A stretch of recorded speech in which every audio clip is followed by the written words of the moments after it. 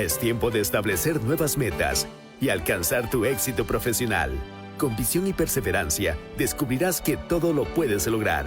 Con nuestros programas de maestrías, esto apenas comienza. Ecotech te brinda la maestría para que comiences tu ruta a la excelencia. Porque las oportunidades solo se les presentan a los que están preparados. Obtén tu maestría en 12 meses y continúa superándote. Programa de posgrado 2020. Acorta tu viaje usando Waze. Toma vías alternas y llega más rápido a tu destino. ATM y Waze, junto a la Alcaldía de Guayaquil, se conectan para mejorar tu movilidad.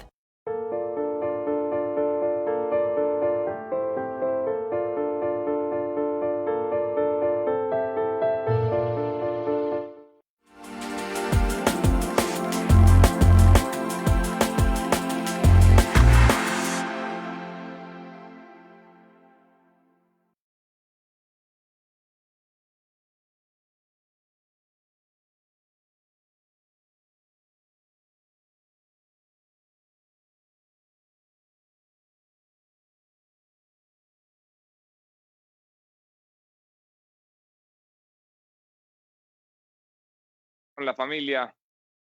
Bienvenidos todos, qué gusto tenerlos aquí.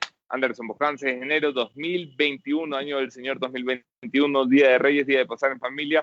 Anderson Boscance de la capital de la República, Jefferson Sanguña de la redacción de La Posta. Jefferson, buen día. Amigas y amigos de La Posta, ¿cómo están? Tengan todos ustedes muy buenos días. Muchísimas gracias por estar ya conectados a nuestra señal. Yo soy Jefferson Sanguña y para mí es un gusto y un placer poder acompañarlos en una emisión más de lo que son las entrevistas a los candidatos presidenciales para conocer mucho más de su plan de gobierno, es decir, menos palabras y más plan de gobierno, que es lo que poco hemos visto en todos los candidatos sin ninguna excepción. Así que este programa es dedicado para que usted piense bien el voto y para que sobre todo conozca las propuestas de los que aspiran a llegar a Carondelet en este año. Sin más que decir, vamos a iniciar el programa. Hacemos una revisión de los hechos como es de costumbre. Esto es En Caliente.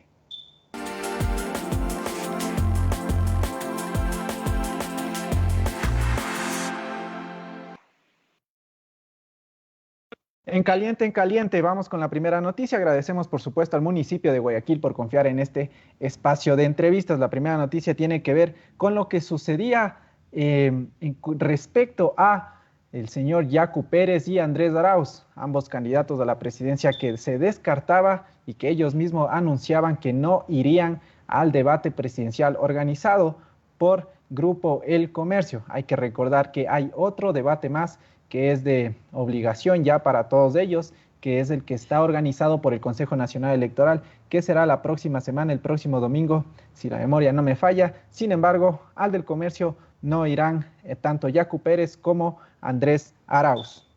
Vamos con la siguiente noticia. Gracias a la Universidad de Ecotech. Recuerda que todos los programas de pregrado y posgrado están ya en Ecotech. Si quieres conocer su oferta académica y qué carreras nomás puedes tú estudiar, visita www.ecotech.edu.es. Y la segunda noticia, vamos en la misma línea electoral porque tiene que ver con el señor Isidro Romero Carbo. Él es candidato por el partido Avanza y daba estas declaraciones, a ver si las podemos poner en toda la pantalla, Chema, para que pueda ver la gente. Él decía: ando con un entusiasmo del carajo. El sábado tengo debate contra 4 cojudos candidatos a la presidencia del Ecuador. Palabras del señor Isidro Romero Carbo. Esto levantó un debate y sobre todo una polémica respecto a una falta de respeto que anunciaban varias personas y líderes de opinión en las redes sociales. Vamos a ver cómo se va a desarrollar este debate, que no tendrá a 2 de los principales candidatos que están en las encuestas en los 3 primeros puestos. A propósito de esta declaración de Isidro Romero, que hablaba sobre 4 personas con las que va a tener que debatir y a las cuales se refería despectivamente, vamos a ver con quiénes va a compartir panel el día sábado, más bien con quiénes va a debatir el día sábado. En el grupo de Isidro Romero Carbo estará el señor Guillermo Lazo, Jimena Peña, Paul Carrasco, Giovanni Andrade, Carlos Sagnay y Gustavo Larrea. De allí a quiénes se refería cuando decía 4, lo que dijo, ahí a sacar sus propias conclusiones. Avanzamos con la tercera noticia y agradecemos al estudio tributario Sánchez García y Asociados. Recuerda que si no quieres tener ningún lío con el servicio de rentas internas, puedes ya ir a las oficinas de Sánchez García y Asociados. Y la tercera noticia tiene que ver con un tema polémico en el ámbito de salud. Y digo polémico, ¿por qué? Porque se habla de distintos métodos, de distintos pastillas y demás que se están usando para tratar de contrarrestar al COVID-19, aunque aún no está nada certero de cuál funciona un 100%. Lo cierto es que en el municipio de Guayaquil se van a repartir 2 millones de dosis de ivermectina. Esta cantidad ya fue adquirida por el municipio de Guayaquil y precisamente lo que se tiene previsto en una primera información es que se reparta esto en la ciudad de Guayaquil y vamos a ver cómo va a reaccionar esto. Hay muchas posturas a propósito de este tema. ¿Y por qué? Por lo que les comentaba, que no hay nada cierto sobre la efectividad al 100% de un medicamento u otro. Y también allí levanta este debate ya entre las personas del mundo científico y las otras personas que creen que esta medicina, este antibiótico, como se lo quiera llamar, pueda ayudar a contrarrestar al COVID-19, la ivermectina. Finalmente vamos a la última noticia. Agradecemos, por supuesto, a Live Studio. Recuerden que si quieren tener estas transmisiones tan buenas como las que realizamos en La Posta y quieren adquirir todo lo que tenga que ver con el mundo audiovisual, visita Live Studio, que es la página web es www.livestudio.es. Y la última noticia tiene que ver con Alvarito nuevamente, porque claro, ustedes vieron el día de ayer, más bien el día lunes, si no estoy mal, el consejero y vicepresidente del Consejo Nacional Electoral, el señor Enrique Pita, anunciaba que ya se mandaba a imprimir las papeletas con los 16 candidatos, los postulantes a Carondelet para las próximas elecciones. Y bueno, el día de ayer, incluso a horas de la madrugada, a las 5 de la mañana, había empezado ya la impresión de las papeletas y lo que pasaba era que la señora, vamos a ponerlo en pantalla grande, lo que ustedes están viendo, Chemita, la abogada de Justicia Social anunciaba, bueno, la abogada de Justicia Social, la señora Geraldine Martín, aseguró que aún queda un recurso pendiente que se debe resolver en cuanto a la candidatura de Álvaro Noboa y que por eso no les cabía en la cabeza cómo ya se podía haber mandado a imprimir cuando aún queda un recurso que debe ser resuelto por parte de los consejeros y por parte del tema electoral para ver si es que se puede resolver o no.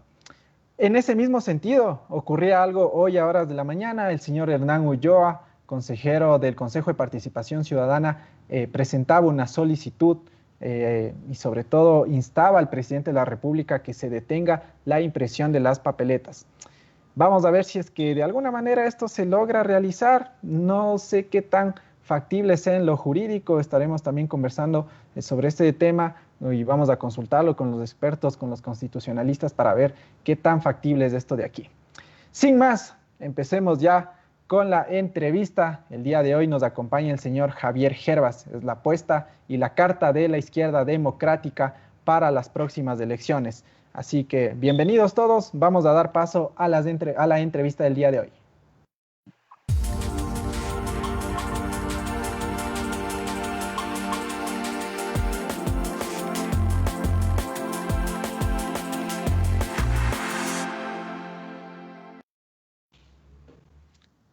Muchísimas gracias por seguir conectados a la señal de La Posta. Vamos a hacer, como les habíamos comentado, una revisión, un perfil sobre el candidato. Luego la entrevista tendrá 3 partes, la parte personal, ya el plan de gobierno, que es el condumio de este programa, y finalmente las preguntas con respuestas cerradas. Así que vamos a ver la siguiente ficha técnica.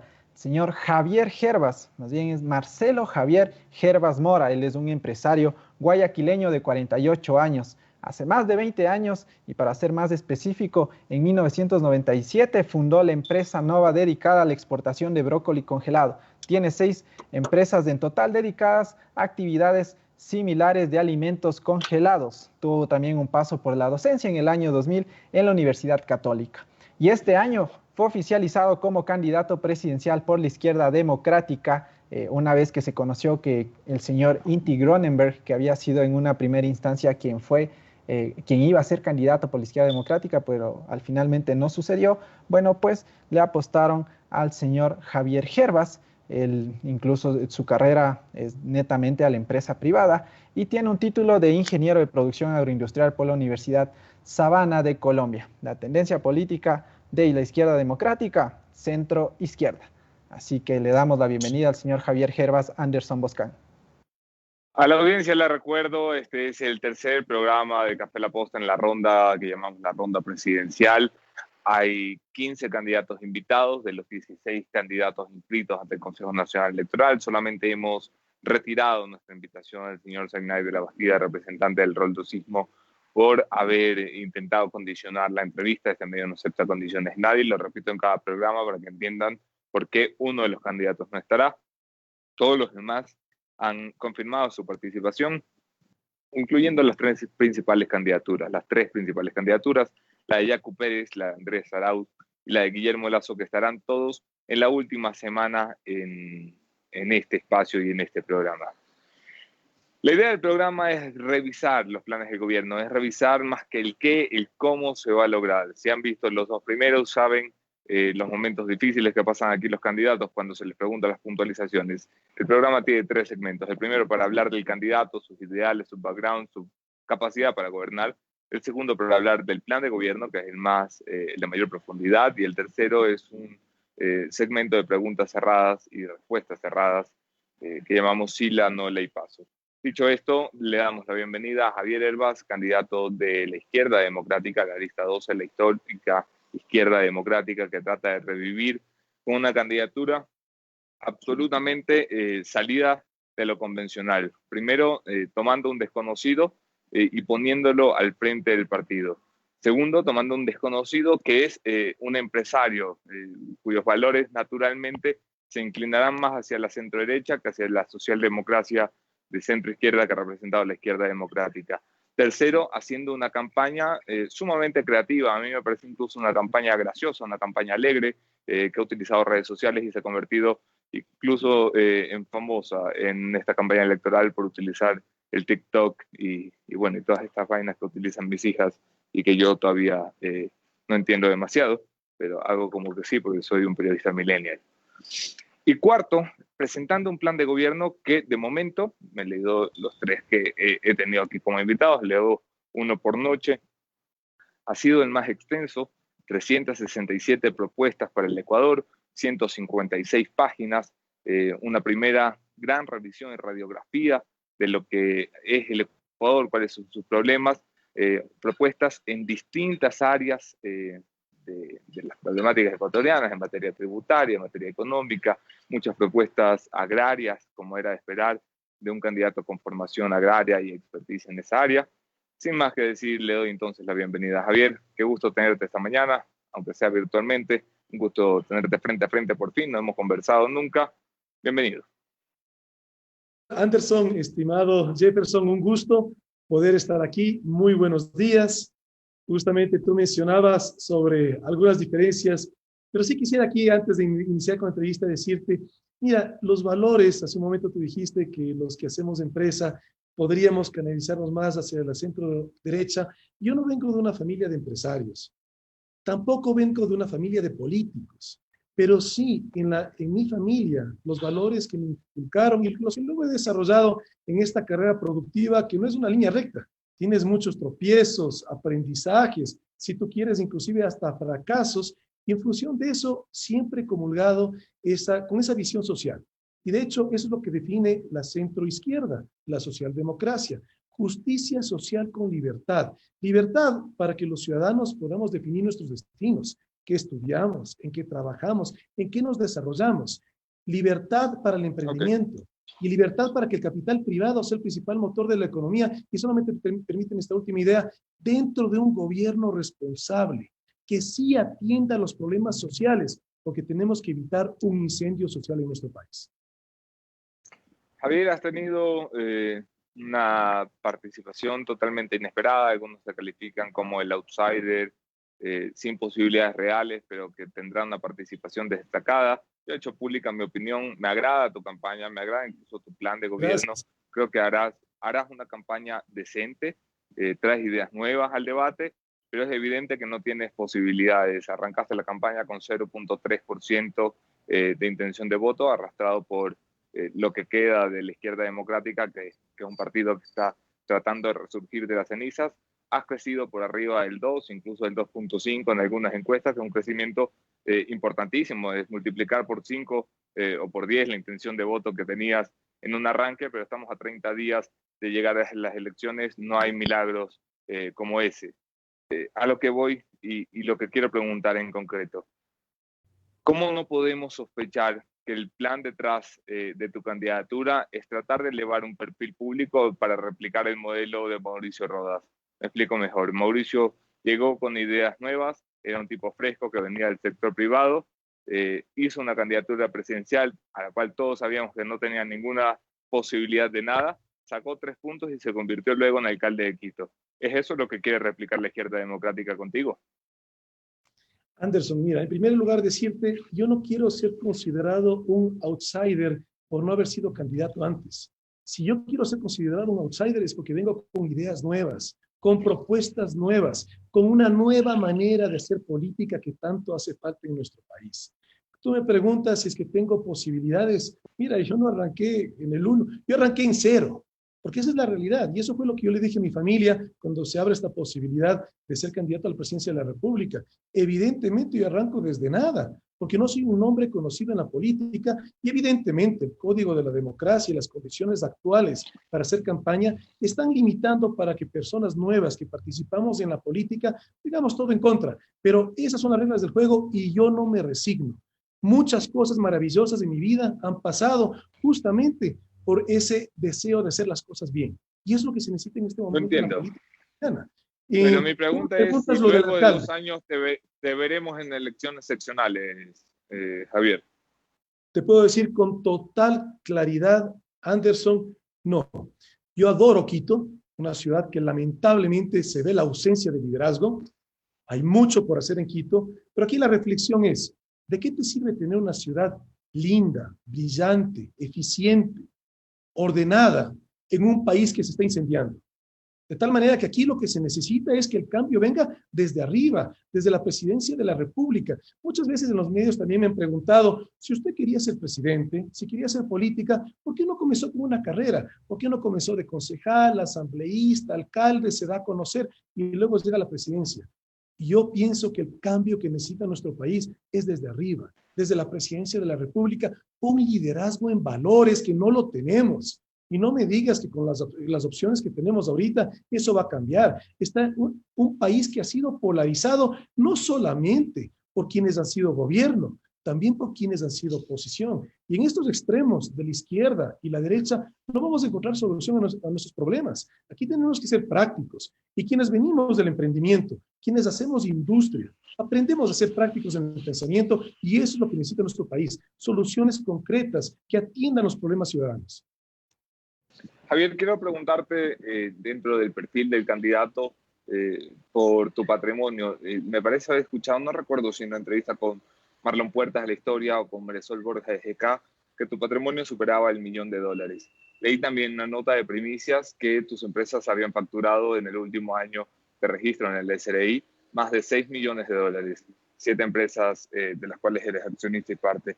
Sin embargo, cuando voy a revisar tu pago de impuestos, me encuentro con una sorpresa. Le pido a Chemaría que me lo ponga en pantalla, porque en 2019 pagaste $489 de impuestos.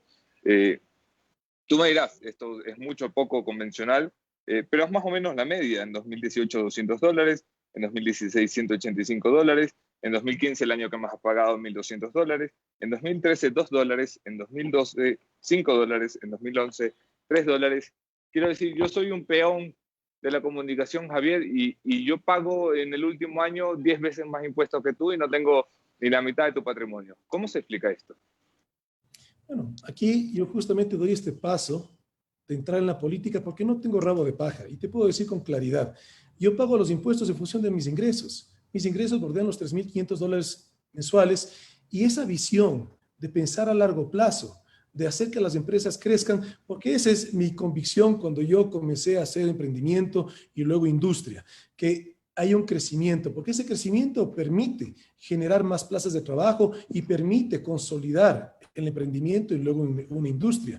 De tal manera que hay mi invitación a que se revise. Hoy, ahora soy un hombre público, de tal manera que soy un libro abierto, y te lo digo con claridad, lo que está ahí pagado en impuestos es en función de los ingresos. Te invito a que revises cuánto pagan las empresas que yo he fundado, las que he liderado.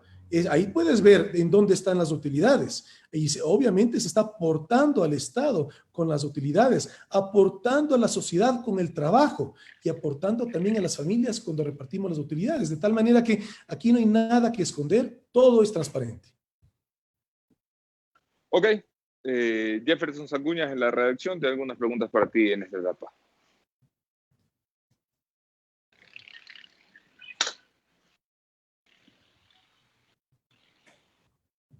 Estás en mute, Jefferson. No tenemos audio tuyo, Jeff. Ahí estamos. ¿Cómo estás, Javier? Te decía muy buenos días, gracias por aceptar la invitación. Muy buenos días. Anderson te comentaba en un inicio y te felicitaba por el tema de la campaña alternativa en el tema de impulsar las redes sociales y de llegar hacia un público nuevo, un público fresco. En ese sentido, Javier, como tú has sabido llevar la campaña, claro, como has tenido también felicitaciones, también has tenido bastantes críticas. En ese sentido, ¿tú crees que tal vez estás a punto de caer en la mofa de hacer campaña en TikTok, tomando en cuenta el último video que había subido el 31 de diciembre? ¿O crees que lo estás realizando aún de una manera en la que la gente puede entender que sigue siendo una campaña electoral y no una burla? Jefferson, todo lo que hacemos, lo hacemos de una manera responsable. Si tú me preguntas en relación a ese video del año viejo, mira, aquí estamos respetando algo que nos hace auténticos como ecuatorianos, las tradiciones. Y en este momento de una grave crisis económica, social y de valores que atravesamos la sociedad y la política ecuatoriana, en que justamente necesitamos gente nueva, que no venga a hacer lo mismo, mira, yo estoy encantado si le puedo sacar una sonrisa a mis hermanas y hermanos ecuatorianos, en función de las tradiciones. Aquí no estamos hablando de mofa, aquí no estamos hablando de irrespetar a nadie. Esa es la política diferente que queremos hacer, una política basada en el respeto, pero si en función de una tradición sacar una sonrisa, ¿por qué no? ¿Por qué no, entre tanta desesperación, buscar en las tradiciones ecuatorianas, recuperar los valores? Porque el Ecuador, lo que definitivamente somos, es un país de trabajo, de valores y de oportunidades, que lamentablemente este país rico y bendecido que es, como es el Ecuador, empobrecido por los políticos de siempre. Eso queremos cambiar. Perfecto, queda totalmente claro y creo que eso era necesario aclarar, supongo, después de las críticas que también, así como te habíamos dicho en un inicio, como las felicitaciones que te habían llegado, también habías tenido una parte muy crítica sobre cómo están llevando la campaña ustedes, que no deja de ser innovador, por supuesto. Al otro punto al que quiero pasar, Javier, igualmente en una de las entrevistas que tú dabas, se hablaba de este papel tuyo de no haber tenido una formación política y que, claro, ese también considerabas que era un aspecto positivo para ti para incursionar en la campaña electoral y pues, sobre todo para incursionar en las próximas elecciones. En ese sentido, cuando hemos visto nosotros que personas preparadas y que personas que han salido también, digamos, de la nada, un ejemplo, el señor Mauricio Rodas, que tuvo una experiencia en la alcaldía totalmente cuestionada también, ¿por qué la gente debería creer que alguien que no tiene un perfil político, sobre todo que no tiene un crecimiento político, puede tomar las riendas de un país?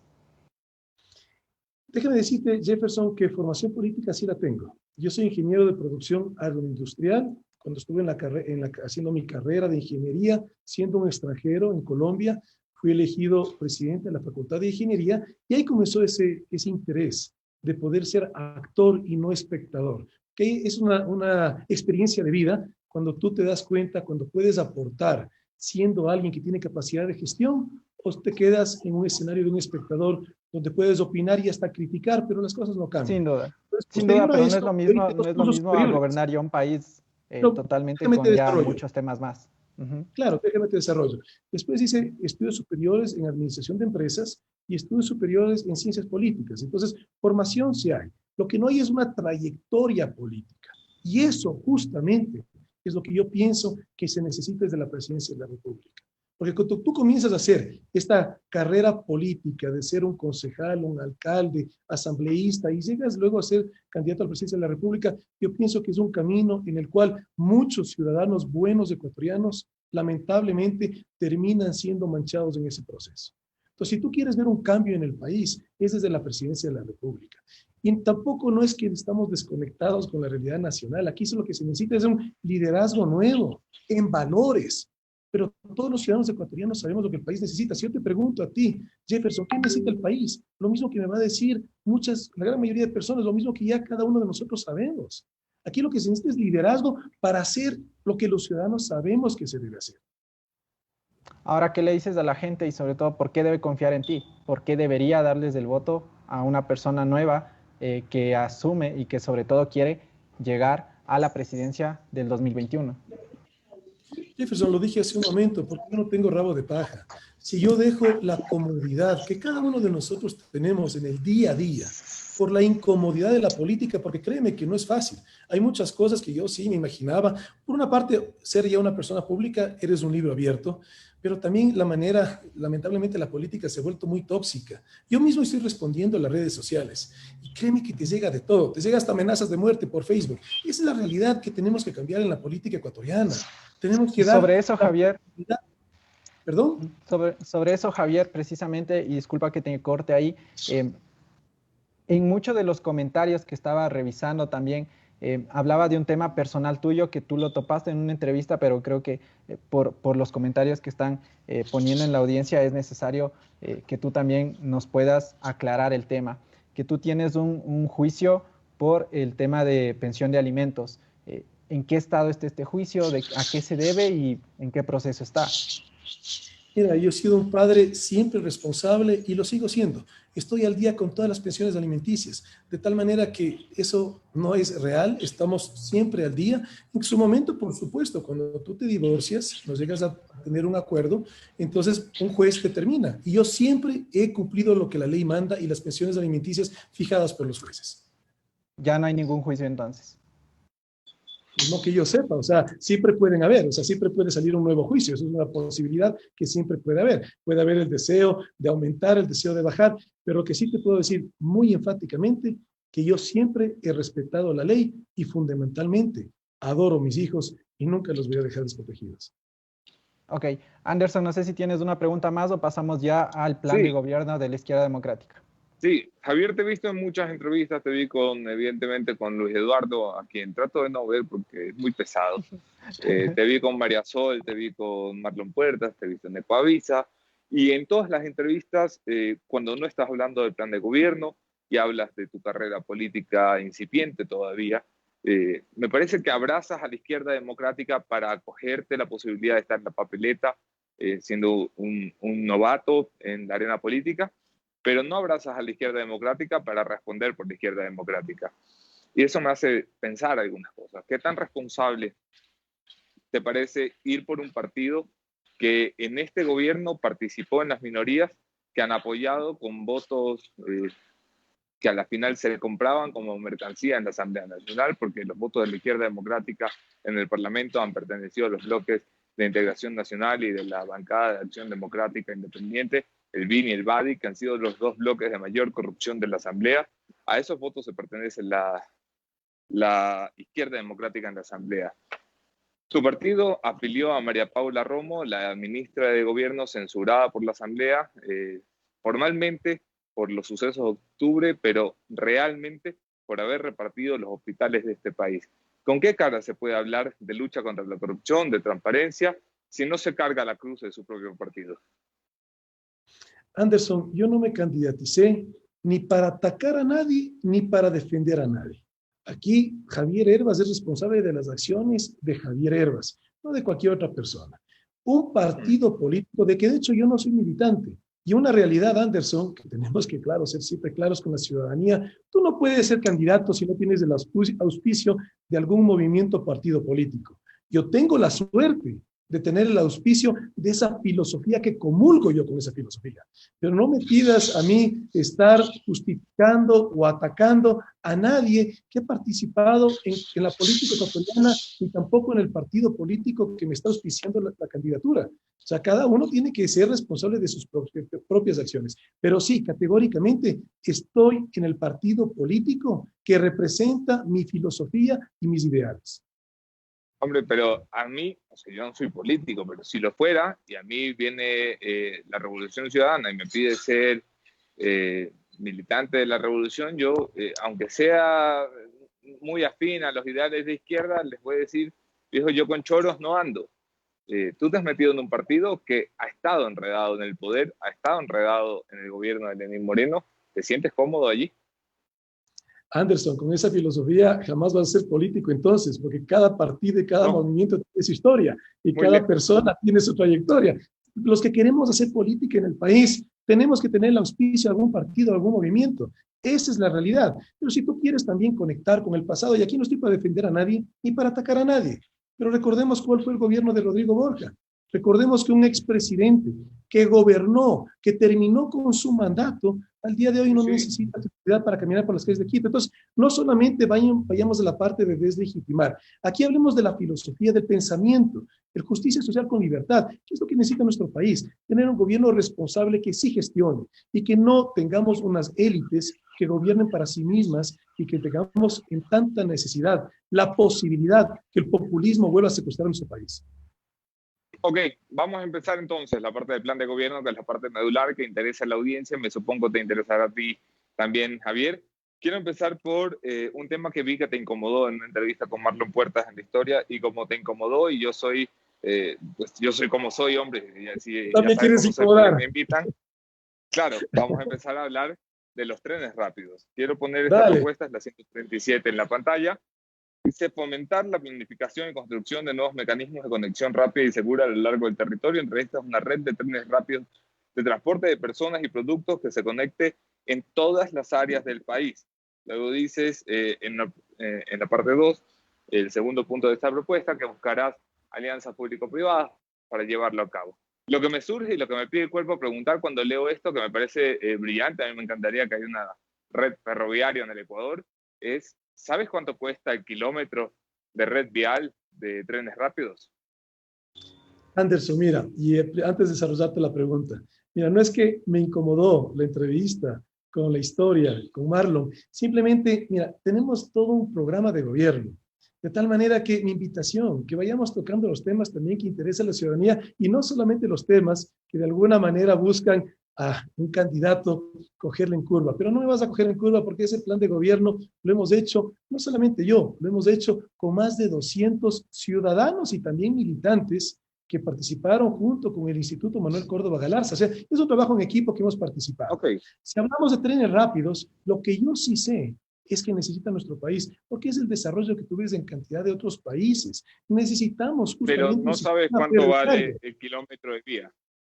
Anderson, mira, eso puede estar cada persona tener y cada constructor tener un diferente valor. Aquí lo que tenemos es que, y eso es lo que tenemos que cambiar en el país, que pensemos en políticas de Estado, políticas públicas de largo plazo. Pero déjame te desarrollo, Anderson, mira, déjame te desarrollo esta idea. Permíteme, te permito desarrollar después de eso.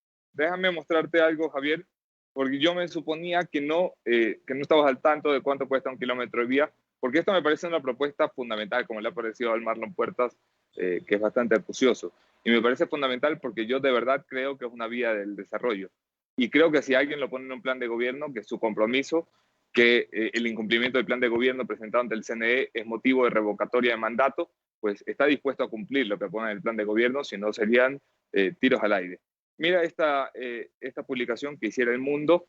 España es uno de los países que tiene más experiencia en Europa con las redes de trenes rápidos. El AVE, que es la red de tren rápido de España, cuesta el kilómetro una media de 25 millones de euros.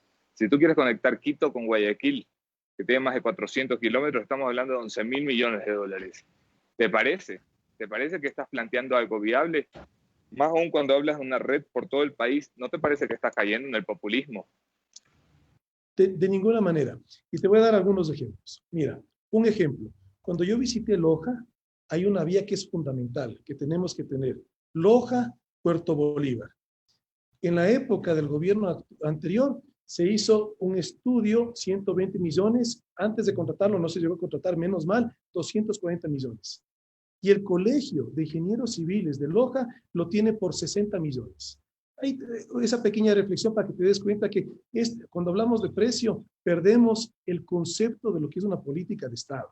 Porque aquí tenemos que ir a lo que necesita la ciudadanía. Y así como tú pasas ese reportaje de España, de AVE, que es el sistema ferroviario de alta velocidad de España, también te puedo decir que en China hablan de $3 millones por cada kilómetro. De tal manera que esto, o sea, aquí no debemos entrar en este momento, ni siquiera estamos ya desarrollando un contrato, unas bases para estar hablando de eso. Lo que sí tenemos que hablar es de lo que el país necesita. Y necesitamos un sistema ferroviario. Y también necesitamos generar progreso en nuestro país.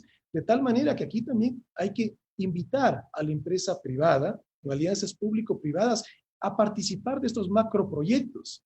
Y fundamentalmente, a limitar que la corrupción sea la que condene que estos proyectos no se realicen. Pero necesitamos eso, tenerlo aquí en el Ecuador. Necesitamos un sistema ferroviario de transporte de carga y de pasajeros de alta velocidad. Y también es una pena, mira, si hablamos sobre trenes del Ecuador, mira, se destinaron 326 millones, de los cuales se hablan que solamente en corrupción se fueron 100 millones y ahí está perdido. Y es el segundo destino en términos turísticos ferroviarios, el primero en la India, el segundo en el Ecuador. Eso es lo que perdemos como sociedad. Que nos sigan robando el país es lo que tenemos que parar. Y por eso, políticas públicas a largo plazo. Tenemos que tener en esas políticas públicas ese compromiso de tener en el Ecuador el pensamiento y el proyecto a ir un sistema ferroviario de alta velocidad.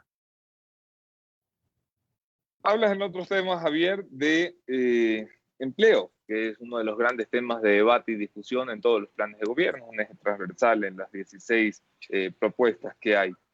Aseguras que quieres mantener políticas fiscales sólidas y sostenibles en la reforma laboral que promuevan la inversión productiva y la creación de empleo de calidad con medidas que garanticen la estabilidad económica. Aquí me surgen dos grandes preguntas. La primera es, ¿a qué consideras empleo de calidad? Y la segunda es, ¿cuál es tu propuesta en materia de reforma laboral? Porque hay muchos puntos que hablan de creación de empleo, ninguno dice cómo. Yeah.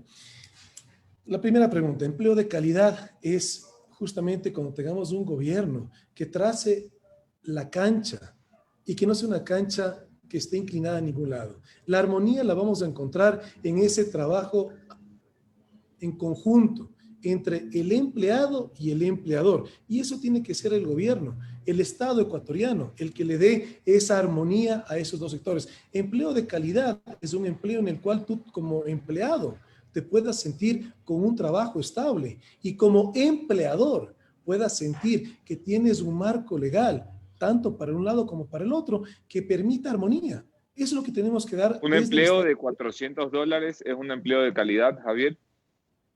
Mira, ahí tú estás yendo a un tema coyuntural, porque ese es el salario mínimo en este momento de $400. Tenemos una constitución que nos dice que el salario tiene que ir subiendo progresivamente hasta que alcancemos la canasta básica. Un empleo de calidad es el que le pueda dar calidad de vida a esas familias. Entonces, tenemos que ir en esa dirección. Pero dime tú, ¿cómo podremos aumentar el sueldo en una grave crisis económica?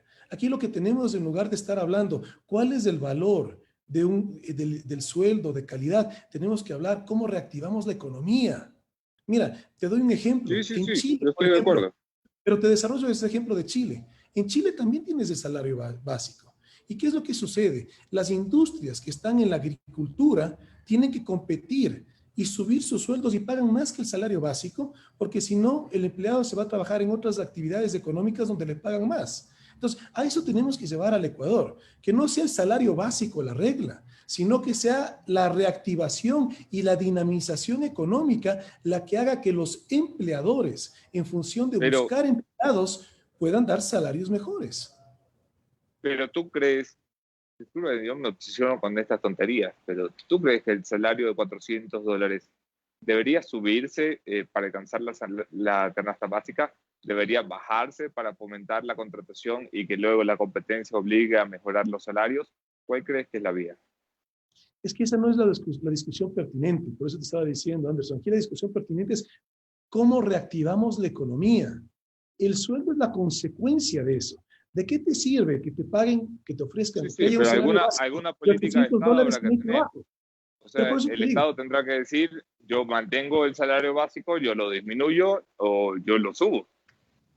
¿Qué decisión tomaría? Por ley tienes que subirlo. La Constitución marca que año a año tengas que subirlo hasta alcanzar la canasta básica. Pero te digo, la discusión pertinente no es esa. La discusión pertinente es cómo reactivamos la economía para que la discusión no sea cuál debe ser el salario básico, sino que la discusión pueda ser justamente cómo reactivamos la economía para que tú no tengas necesidad de ir a buscar un trabajo con salario básico, sino que la demanda laboral sea tal que puedan pagarte más que el salario básico. Pero porque hay una situación económica de bonanza, es lo que tenemos que hacer primero. No entremos a la discusión de cuál es el salario digno, cuál es el salario básico, entremos a la discusión de cómo reactivamos la economía, y eso sí se lo puede hacer. ¿Tú crees que con la actual ley laboral se puede generar empleo? Mira, en todo el marco legal siempre tú podrás perfeccionarlo, actualizarlo, mejorarlo, porque son coyunturas. O sea, en un momento dado, un marco legal que facilite o promueva un cierto aspecto. En otro momento dado, en función de las necesidades, de tal manera que son coyunturas. Pero lo que sí te puedo decir, que los problemas actuales que estamos viviendo en nuestro país no es un problema de leyes, es un problema de gestión. Es un problema de liderazgo y decisión de hacer lo que se necesita. Por supuesto que hay que hacer reformas. Por ejemplo, una reforma fundamental al Código Orgánico Integral Penal, una reforma fundamental a la Ley de Seguridad Social del Ecuador para que no siga siendo politizado el IES, porque el presidente del directorio, que lo pone el presidente de la República, es el voto dirimente. Ahí no hay democracia y por eso se ha convertido el IES en la caja chica del gobierno de turno. Hay que hacer reformas. Pero yo lo que te trato de dar en esta idea es que tú puedes tener un gobierno responsable, que aunque no tenga ese marco legal perfecto, puede hacer excelente gestión. Y eso es lo que buscamos hacer. Javier, ¿podrías puntualizar cómo se crea empleo desde el Estado? Lo que sí te puedo decir es que eso te lo puedo hablar yo con propiedad, porque yo sí he creado empleo, porque yo no vengo de una familia de empresarios, yo no he heredado ni comprado ninguna actividad económica, y con eso, con actividades económicas que han partido desde cero, y de igual manera que está partiendo mi campaña electoral, desde cero. Hoy en día genero trabajo directo a más de 300 ecuatorianas y ecuatorianos. Y el trabajo es dignidad. Cuando tú me decías, ¿cuál es el sueldo digno? Bueno, tener trabajo ya es tener ese acercamiento a tener dignidad. ¿Cómo podemos generar empleo? Reactivando el aparato productivo ecuatoriano. Tenemos que inyectarle liquidez al aparato productivo. Ahí nosotros hablamos y hemos desarrollado el Fondo para el Arranque Productivo, que lo que es la captación de recursos que se inyecten al aparato productivo, con una gran diferencia, si tú quieres, con el gobierno actual, que es captar liquidez para meterle al saco roto, que en este momento es el presupuesto general del Estado, porque es un presupuesto desfinanciado y todo se diluye ahí. Algo que tiene que comenzar a pasar en el Ecuador es que comencemos a administrar al Estado en escasez. Y eso lo hacemos también, te lo digo, perdón, te traiga tantos casos y tantos ejemplos, pero eso lo hacemos los que hacemos industria. Captar suena mucho mejor que lo que en realidad es. La propuesta es endeudar más al Ecuador, esta vez para utilizar bien la deuda, dices, pero a la final que el Ecuador contraiga más deuda. Mira, Anderson, hablemosle con propiedad a todos los ciudadanos ecuatorianos. ¿Cómo tú financias un presupuesto? ¿Aumentando impuestos? ¿Incendias el país? ¿Reduciendo más de lo que ya se ha reducido el tamaño del Estado? ¿Aumentas más del desempleo? ¿O traes ¿Tú crees que se ha reducido el tamaño del Estado? En este gobierno, claro. ¿O traes fondos frescos? ¿Qué se ha reducido, Javier? ¿Perdón? ¿Qué se ha reducido? ¿Qué se ha reducido? La masa salarial del Estado sigue igualita que cuando Lenín Moreno tomó el gobierno. Anderson, lo que han reducido son todas estas babosadas, los decretos de austeridad, que a la final no le ahorraban al Estado, sino 20, 25 millones en un presupuesto de 25.000. Anderson, tú como periodista también lees la prensa igual que lo hago yo, y es público y notorio la cantidad de despidos de funcionarios públicos que ha habido en este gobierno. No solo eso, al momento están despidiendo doctores, han despedido 50.000 y han contratado 80.000. ¿De qué nos sirve, Javier? Ya, pero déjame te desarrollo la idea, si me permites, por favor, Anderson. Yo te decía, 3 mecanismos, estaba entrando el tercero cuando tú me interrumpiste. Y el tercero, justamente traer fondos frescos. Pero la diferencia, que vaya al aparato productivo. No dejemos que esos políticos que nos han gobernado y han sido la oposición, que los políticos tradicionales nos sigan dividiendo. No dejemos que nos sigan metiendo esos conceptos equivocados de que es más deuda. Aquí no estamos hablando de que estamos siguiendo endeudando. Aquí lo que estamos hablando es, estamos reactivando, estamos generando justamente una recuperación económica, inyectándole al aparato productivo ecuatoriano. Aquí, y el aparato productivo, ¿quiénes son? Dame un tiempo, Javier, que esta es tu primera entrevista conmigo y no sabrás todavía que yo soy muy tonto.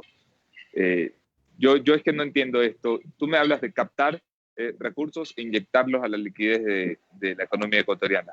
Cuando tú dices captar, ¿a qué te refieres? ¿Vamos a ir a pedirle un préstamo a alguien? ¿Vamos a ir a los mercados? ¿Vamos a ir a multilaterales? ¿Vamos a ir a banca internacional? Porque si es a eso, yo lo llamo deuda. Lo llamo captar, pero lo que yo entiendo es deuda. Sí, pero clarifiquemos los tipos de deuda. Cuando tú generas una deuda, justamente para generar actividad económica, estás reactivando el aparato productivo.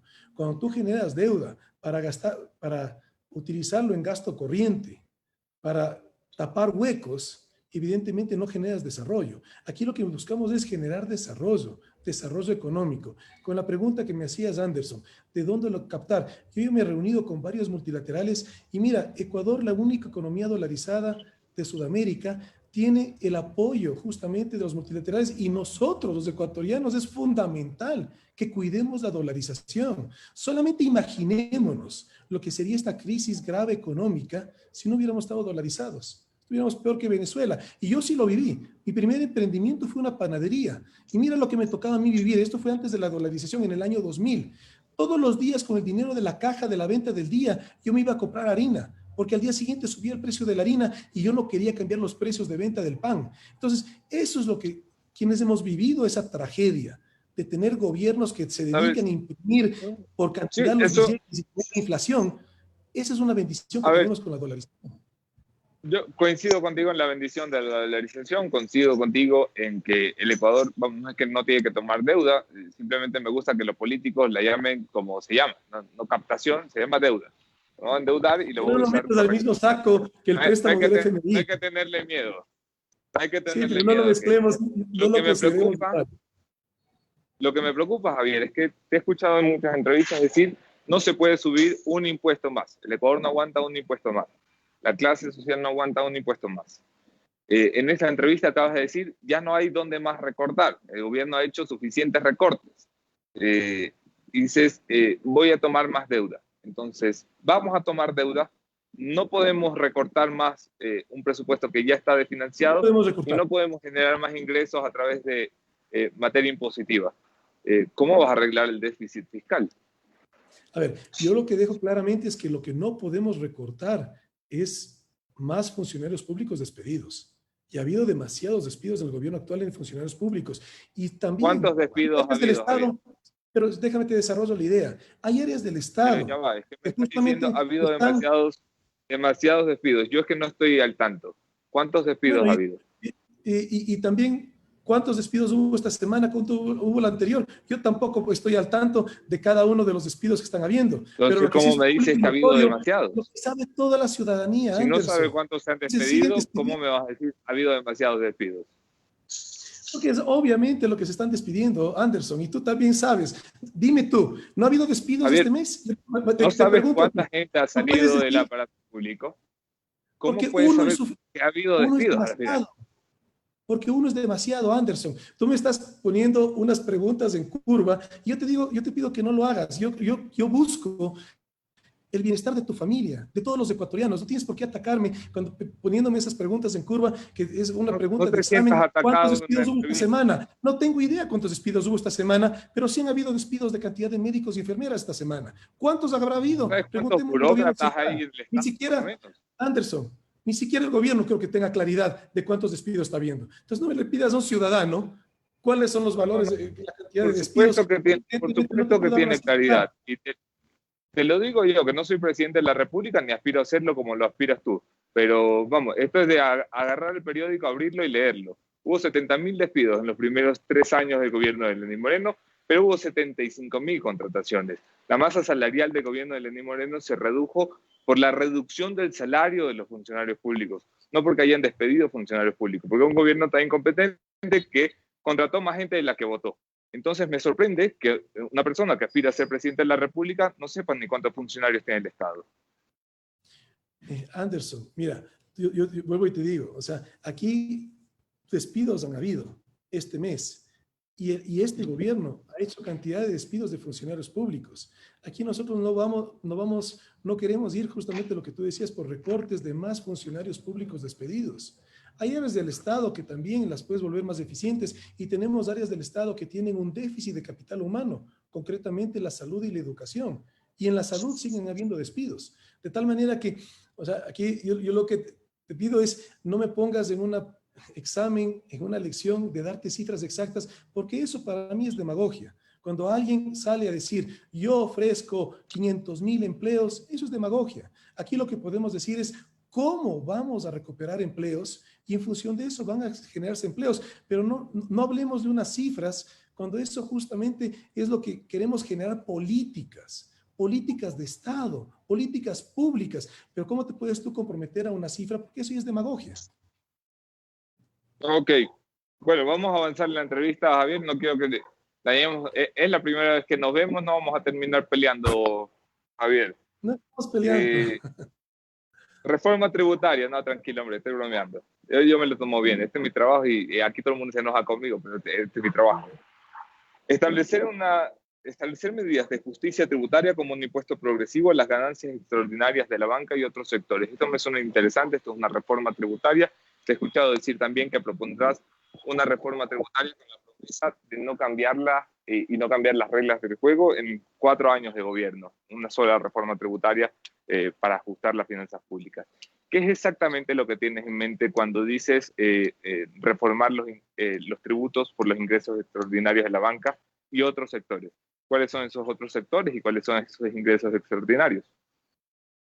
Ese es un compromiso puntual, justamente, Anderson. Llegar a un acuerdo, y eso no puede tardar más de unos 3 meses, con los actores productivos, económicos, industriales del país. Y el compromiso, una vez llegado a ese acuerdo, ninguna sola reforma tributaria. Necesitamos estabilidad, necesitamos industria, necesitamos agroindustria en nuestro país. Y para tener industria necesitamos estabilidad tributaria.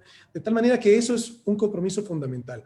Y lo que está ahí definido justamente, que en ese compromiso se defina en función de las utilidades extraordinarias, o sea, fuera de lo normal, fuera de lo histórico, cómo eso puede representar en impuestos que beneficien a la gestión del Estado ecuatoriano.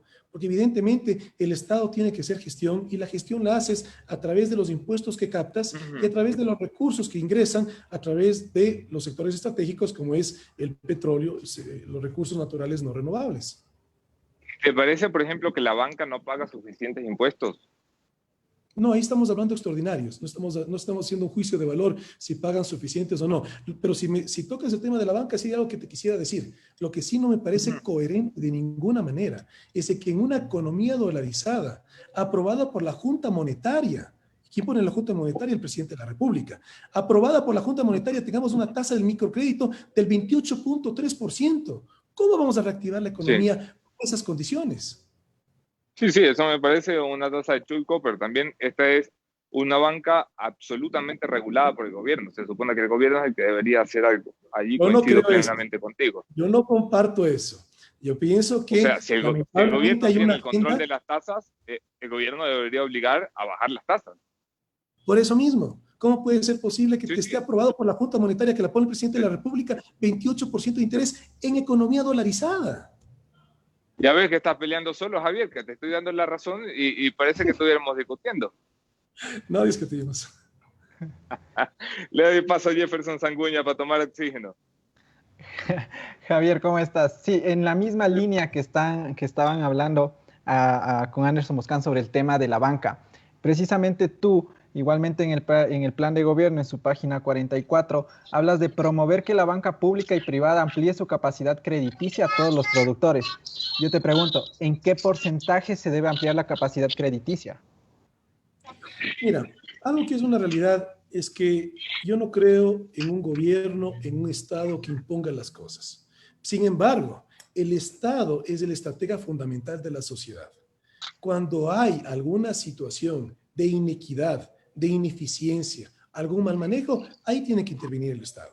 Aquí lo que estamos hablando, si tú me tocas el tema de la banca, es que tenemos que tener una banca pública que se convierta en lo que debe ser una banca pública, una banca de desarrollo. Cuando nosotros hablamos del Fondo para el Arranque Productivo, es justamente una banca de desarrollo que atienda esa posibilidad que tenemos de reactivar rápidamente la economía. Aquí, y de ahí viene el constante y reiterado llamado al presidente Moreno, que pare con la venta del Banco del Pacífico. El Banco del Pacífico es un banco privado, pero el dueño del Banco del Pacífico es el Estado ecuatoriano. Eres tú, Jefferson, es Anderson, somos todos los ecuatorianos dueños del Banco del Pacífico. ¿Qué pasa si se llega a dar la venta, Javier?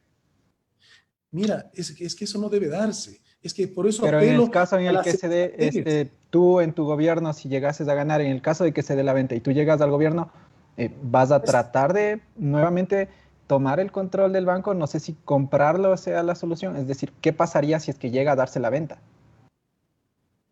Bueno, es difícil hacer escenarios sobre esas hipótesis, pero lo que sí te puedo decir es por concepto.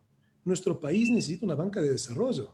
Necesita una banca que atienda justamente a la población para que pueda emprender, para que pueda pasar a ser activa económicamente, y esa es la opción, porque la realidad en este momento es que ni el sector privado ni el sector público puede ofrecer las plazas de trabajo que tanto necesita la sociedad ecuatoriana. Entonces tenemos que reactivar el aparato productivo, permitiendo que los ciudadanos también pasen al emprendimiento. Y ahí hablamos de aparato productivo, del artesano, el campesino, el agricultor, el profesional independiente, el periodista, el abogado, que justamente no puede seguir con la carpeta bajo el hombro buscando un trabajo, cuando aquí tenemos que, desde el Estado, a través del acceso a crédito, facilitarle que se convierta en un actor productivo. Y también el aparato productivo, obviamente, los sectores de la economía ecuatoriana que más empleo generan, la agricultura, la industria, el turismo, el comercio. Y vamos a topar eso porque a mí me parecía bastante oportuno y sobre todo llamativo el tema de que tú estás bastante enfocado en tu plan de gobierno a reactivar el tema del agro, y eso es importante. Pero te insisto nuevamente en la pregunta que no me la respondiste. Hablas de de promover a la banca pública y privada de que amplíe su capacidad crediticia. ¿En qué porcentaje buscas que se amplíe esta capacidad crediticia o cómo se va a realizar esta propuesta de tratar de que se amplíe esta capacidad de crédito? La realidad es que tú puedes motivar, pero tú no le puedes exigir a la banca privada cuánto colocar. O sea, ahí ¿y cómo la motivas? Claro, aquí no buscamos un gobierno, que esté imponiendo, aquí buscamos un gobierno que esté motivando, ¿sí? ¿Cómo lo hacemos? Motivando que la banca pública, bueno, primero tenemos que poner un techo a través de la Junta Monetaria. En economía dolarizada, inaceptable que tengamos un crédito que supere el 15%. Estamos en economía dolarizada. ¿Qué está pasando en este momento? Preguntémosle a los ciudadanos, mira, ¿cuál es la realidad? Cooperativas que te pagan más del 10%, generando un riesgo gigante para ese ahorrista ecuatoriano, y que luego lo colocan a otra tasa, pero mucho más alta, justamente limitando el desarrollo de la economía. Entonces aquí tenemos que ser consecuentes. En la medida en la cual ponemos un techo, evidentemente va a recibir menos ingresos ese ahorrista, pero ni siquiera esos ahorristas, sino esos que pongan en pólizas. Pero necesitamos ser consecuentes. Tenemos que todos los ecuatorianos dar visión a lo que nuestro país puede ser, una potencia productiva, en la medida en la cual reactivemos el aparato productivo. Hay tantas familias que están sin trabajo, que están pasando a la pobreza extrema, porque justamente no tienen ingresos. Eso es lo que tenemos que atender desde la política pública. Ok, en otro tema, igualmente en la misma línea económica, Javier, en el mismo plan de gobierno tuyo, hablas del tema de los subsidios y dices desmontar los subsidios. ¿A qué te refieres con desmontar los subsidios? ¿Quitarlos por completo? ¿Focalizarlos solo a un grupo? ¿A qué te refieres con esto? Bueno, a lo que me refiero es que no podemos ir haciendo nuevos subsidios, pero categóricamente en este momento no podemos quitar ningún subsidio. Así como decimos categóricamente que no debemos aumentar ningún impuesto, tampoco quitar ningún subsidio. Si hablamos en ¿y términos focalizarlo?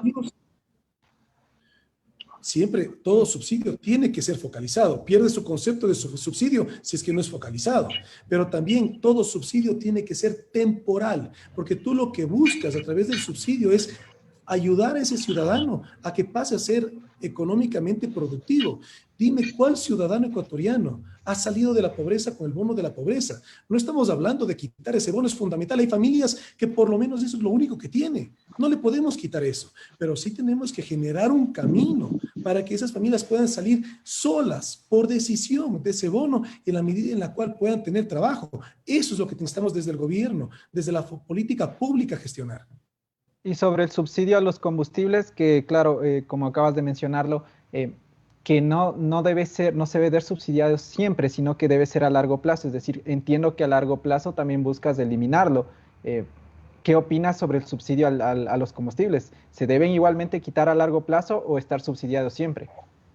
A largo plazo definitivamente hay que quitarlos, pero en este momento no lo podemos hacer. De la misma manera que tampoco hay una oferta que también he hecho, que es quitar el impuesto a la salida de divisas, pero tampoco lo puedes hacer de manera inmediata. Tienes un presupuesto desfinanciado y no lo puedes aumentar más ese déficit.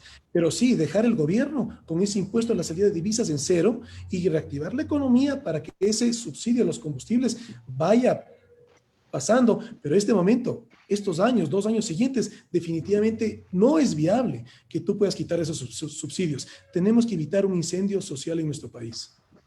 Ok, pasando al tema del agro, que creo que es importante y que es lo que te comentaba en un inicio, me llama bastante la atención por el tema de que está muy enfocado en la reactivación del mismo. Entonces, en ese sentido, Javier, ¿de qué manera? Porque esa ha sido una deuda del gobierno, de todos los gobiernos, de los últimos gobiernos que ha quedado debiendo en el tema del agro. ¿Cuál es la clave para empezar a reactivar ese sector? ¿Por dónde empezarías tú y qué es lo que vas a proponer? La clave es que entendamos desde la política pública las oportunidades que tenemos en la agricultura. Mi apreciación es que lamentablemente tenemos políticos que ofrecen cosas que no lo han hecho, que no lo entienden. Y eso es la agricultura. La agricultura no ha sido entendida como esa oportunidad que tenemos todos los ecuatorianos, porque aquí muchos ecuatorianos obviamente no son agricultores, no son exportadores, pero el encadenamiento productivo que genera la agroexportación es ingreso de divisas, plazas de trabajo y reactivación económica, y eso sí necesitamos a gritos todos los ecuatorianos, de tal manera que eso te lo dice alguien que justamente vive de eso. ¿Qué es lo que hace falta? Mira, Ecuador es un país bendecido, el único país en el mundo que puede sembrar todas las semanas del año. Eso ni siquiera yo lo sabía hasta que comencé justamente el negocio de agroexportación.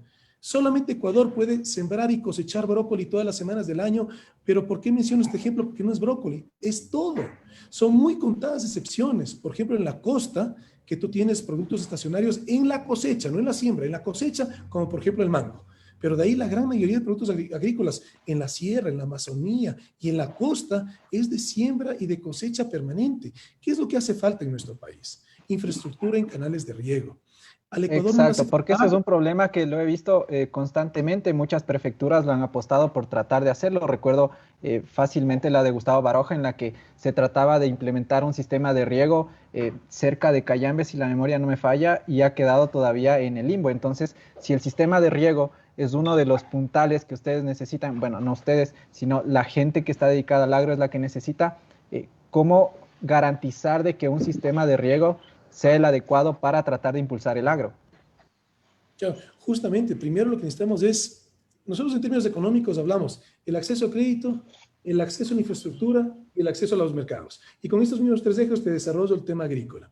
Acceso al crédito, porque necesitamos que nuestros campesinos tengan el flujo para poder justamente entrar a sembrar. Muchos campesinos tienen las tierras y no lo hacen porque no tienen la liquidez. Entonces necesitamos dar el acceso al crédito, pero con el interés del 6% y con plazo de 15 años que te permita justamente consolidar esa actividad. En acceso a infraestructura hablamos de los canales de riego. Mira, tenemos un problema estructural. La competencia de los canales de riego está dada a las prefecturas y muchas, por falta de presupuesto y también por falta de decisión política, no lo hacen. Lamentablemente, el Ecuador, nuestro país, se ha vuelto una cultura clientelar, en donde el político de turno justamente coloca su nombre en la obra pública. Yo soy nuevo en la política y también tengo muchas propuestas nuevas. Una de esas, que quede por ley prohibido que ningún político de elección popular, presidente, alcalde, prefecto, concejal, pueda colocar su nombre en ninguna obra pública, porque eso conlleva a que tengamos una cultura clientelar y donde el ciudadano aparentemente tiene que agradecerle con el voto y le perpetuamos en el poder a esos políticos. El político justamente la función es que pueda servir, para eso te vuelves un hombre público. Entonces, tenemos que cambiar eso. Y los canales de riego han sido postergados, pero muchísimos años. Evidentemente, muchos eventos de corrupción, pero también postergados. No ha habido gestión. Entonces, aquí lo que hablamos es de hacer gestión, pero sin corrupción, sin sobreprecio. Y luego pasamos al otro, que es el acceso a los mercados. Mira, lamentablemente en esta confrontación ideológica y dogmática que hemos vivido los ciudadanos ecuatorianos de parte de los políticos tradicionales, nos han metido la idea, nos han sembrado este miedo de que el acuerdo comercial no se debe hacer porque vamos a desaparecer cantidad de actividades económicas en el Ecuador, cuando pasa todo lo contrario. Es claro que tenemos actividades económicas que no somos competitivos en el país, pero aquí te lo dice un industrial. ¿Qué es lo que vuelve cualquier actividad económica competitiva? La tecnología. Y para traer tecnología, ¿qué necesitas? El acceso al crédito. Entonces, tenemos este camino para que tenemos que caminar, hacerlo. Ok, y con esto termino y le doy paso nuevamente a Anderson, que también le veo ansioso por seguir preguntando por el tema del plan de gobierno. El tema de igualmente a las actividades relacionadas al agro y la pesca. Ahora vamos a la pesca. Tú hablabas y te focalizabas mucho en dar impulso a la pesca artesanal. Y esto te pregunto por el tema de coyuntura. Hoy por hoy en Galápagos se está debatiendo el tema de ampliar la reserva marina justamente por los problemas que han tenido tanto por pesca industrial como por pesca artesanal. En ese punto, ¿tú estás de acuerdo con esta ampliación? ¿Tú también promoverías la ampliación de la reserva marina de Galápagos, tomando en cuenta el tema de la pesca industrial y artesanal? Tenemos que proteger un patrimonio de toda la humanidad que lo tenemos aquí en el Ecuador, estamos bendecidos por eso, que es Galápagos. Sí, ampliar de 40 a 80 millas. Y aquí no estamos hablando que no haya ninguna actividad. Aquí lo que hablamos es que esa la actividad que haya, que sea regulada. Hay mucho por hacer para nuestros pescadores artesanales. Comencemos por darles seguridad, que es un problema permanente y eso es de todo el litoral ecuatoriano. Lamentablemente tenemos una armada que tiene lanchas rápidas y no tiene combustible. Esa es la realidad que está pasando en este momento en nuestro país. Tenemos pescadores artesanales que les roban la fibra y también les roban los motores, fundamentalmente los motores, que es un drama. Se santiguan cada vez que salen en sus faenas porque no saben si regresa. En esa realidad, un gobierno responsable, tenemos que tener una armada que sí esté dando protección a los pescaderos artesanales y que también haga valer la soberanía de nuestro país. Y aquí no hablamos de dónde venga, pero no podemos tener ninguna flota que mientras la flota pesquera tunera ecuatoriana se acelera, tengamos flotas extranjeras que vengan a pescar alrededor de Galápagos y digamos, cerca al Ecuador. Entonces, tenemos que ser consecuentes y hacer valer los derechos del país ante las Naciones Unidas y tener un gobierno que sí lidere en valores y que no tenga rabo de paja para enfrentar estos temas sensibles. Perfecto. Anderson Boscan. Javier, yo nada, agradecerte, damos por terminada esta parte de la entrevista del plan de gobierno. Hay un tercer segmento que es el de las preguntas y respuestas cerradas. Dejar en claro que aquello que tú llamabas preguntas en curvas, pues cada uno le pone el nombre que quiere, pero aquí todos la pasan igual de difícil. Y la pasan igual de difícil porque cuando yo tengo una entrevista, pues me preparo y quiero que mis entrevistados hagan lo mismo, que si hay un plan de gobierno, pues se lo estudien, que si quieren dirigir el Ejecutivo, sepan cuántas personas trabajan en el Ejecutivo mínimo, que si proponen eliminar los nombres de los políticos de las obras, sepan que ya está prohibido por ley. Entonces, nada, el trato que te he dado a ti es el trato que le voy a dar a todos. Espero que te hayas sentido bien. Te dejo con Jefferson Sanguña para el cierre de esta entrevista. Claro que si me permites unas palabras antes de pasar al siguiente segmento, aquí decirte una cosa, y te lo digo de corazón, Anderson. Gracias a ustedes, los periodistas, la sociedad ecuatoriana, todos los ciudadanos, hemos tenido un primer baño de verdad. Así que más bien yo te agradezco por esa manera de hacer periodismo y a todos los periodistas ecuatorianos. Recién estuvimos conmemorando el Día del Periodismo, justamente y puse un video en redes, porque gracias a eso los ecuatorianos nos dolemos de ver cómo la corrupción se ha enquistado y es una de las razones fundamentales que me mueve a mí a involucrarme en la política, a defender ese país que queremos, porque vemos que gracias al periodismo se transparenta la realidad. Y eso es lo que duele, ver cómo está nuestro país. Hay que involucrarse. Así que, más bien, mi reconocimiento. Me alegra muchísimo Me alegra muchísimo que tengas un claro concepto del rol de la prensa en libertad de expresión. Javier, te agradezco por estar aquí, te dejo con el último segmento del programa y te envío desde ya mucha suerte para la campaña que ha arrancado hace 6 días. Ya veremos los resultados del 7 de febrero. Jeff. Javier, antes de pasar con el último segmento, a mí me quedaba una duda respecto al plan de gobierno y lo quería enfatizar. ¿Por qué? Porque es la primera vez que veo en un plan de gobierno el tema de tratar de gobernar con el ámbito legislativo. En los anteriores planes de gobierno de los dos candidatos anteriores que han estado aquí no enfatizaban su trabajo en función del legislativo y de la Asamblea Nacional. En el tuyo sí lo haces. Claro, nosotros veíamos que tenías más de 350 propuestas dentro de tu plan de gobierno y muchas de ellas hablabas de trabajar con la Asamblea Nacional porque necesitas 36 reformas y proyectos de ley, según tu mismo plan de gobierno. En ese sentido, ¿no crees que estás siendo demasiado optimista cuando vemos que la Asamblea se demora meses en aprobar una ley o en reformar un proyecto de ley? Y te digo esto, ¿por qué? Porque si es que aspiras a que la izquierda democrática tenga mayoría de legisladores, no le veo tan factible, tomando en cuenta que en la última votación, es decir, en la asamblea que está hoy por hoy, solo tienen un asambleísta, la señora Vilma Andrade. Entonces, ¿cómo lograr estos 36 reformas y proyectos de ley cuando no lograrías tener mayoría en la Asamblea Nacional? Jefferson, muchas personas me dicen que soy optimista, pero muchas cosas maravillosas han pasado en mi vida por justamente mantener el optimismo y no dejarse vencer por las adversidades. Mira, en términos de la Asamblea Nacional, tenemos que buscar tener un gobierno de concertación. Aquí tenemos que buscar gobernar para los ciudadanos ecuatorianos y no para una ideología, no para un partido político, sino para un país todos que lo conformamos. De tal manera que el presidente es colegislador, es proponente de ley, pero en la medida en la cual sigamos mandando esos proyectos de ley tan extensos, se diluyen en el tiempo por los debates. Seamos muy concretos desde el Ejecutivo en qué proyectos de ley mandamos a la Asamblea para que justamente no pasen meses o años debatiéndolo, sino que en la práctica de lo que necesita la sociedad ecuatoriana puedan pasar. Al final del día, el mayor poder en la democracia es el poder legislativo, la Asamblea Nacional. La Asamblea puede remover un presidente no puede remover ni siquiera un asambleísta. Entonces, la Asamblea representa al pueblo. Dime tú qué asambleísta quisiera votar en contra de los intereses de la ciudadanía. Lo que pasa es que lo hemos visto bastantes. Hasta ahora no se aprueba la ley de extinción de dominio público. Es que pero son muy abstractos. Y también algo que hace falta, que hay que hacerlo desde el Ejecutivo, es transparentar. Mira, si es que yo no me meto a investigar, yo no sé cuál es la asistencia de los asambleístas a la Asamblea Nacional. Tengo que investigar como ciudadano. Aquí quisiera desde el Ejecutivo que transparentemos para que en un solo link todo ciudadano vea cuál es la asistencia de los asambleístas, cómo vota cada asambleísta. Eso tiene que transparentarse para que ahí sí el asambleísta se vea obligado a ser responsable, porque también hay una correlación. Para ser responsable también hay que hacer seguimiento de lo que se está haciendo. Ok, vamos con el último segmento, el SILA, NOLA o paso. Ya te explico, Javier. Vamos con el segmento Chemita.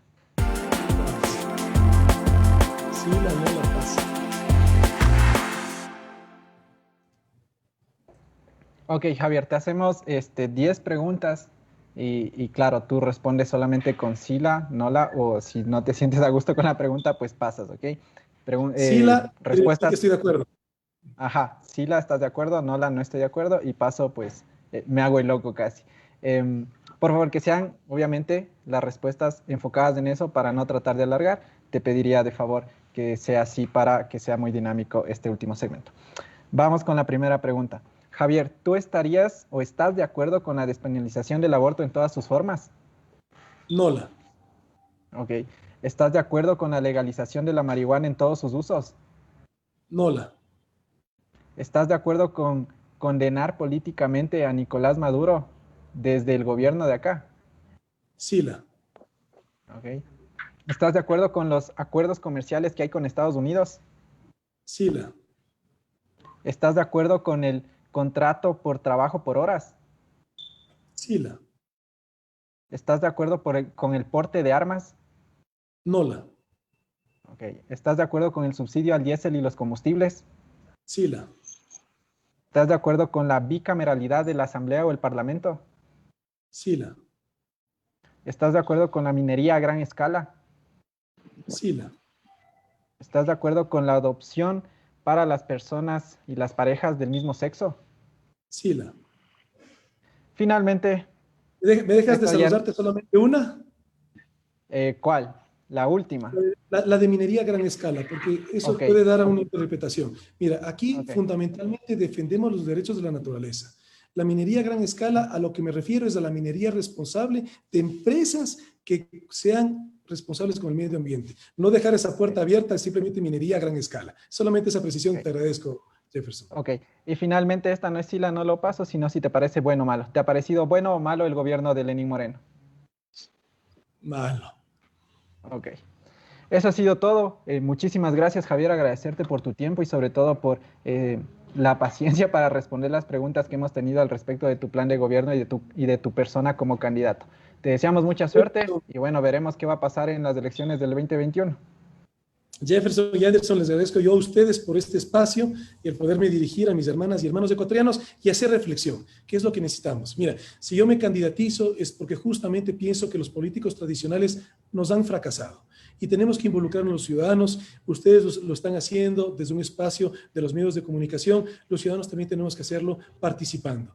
Mi invitación a todos los ciudadanos que nos puedan, mira, yo directamente a través de las redes sociales estoy respondiendo, manejamos un canal directo, una vez hasta 2 horas destino solamente a eso. Mi invitación que a través del Facebook, el Twitter, el Instagram, el TikTok, xherbas.es y la página web www.javierherbas.es y el WhatsApp el 098 936 4834. Yo mismo respondo las preguntas, así que invitar a la ciudadanía que cualquier tema que no le hemos tratado aquí, que nos puedan preguntar y con mucho gusto lo hacemos. Tenemos una oportunidad de oro en estas elecciones del 7 de febrero de recuperar nuestro país.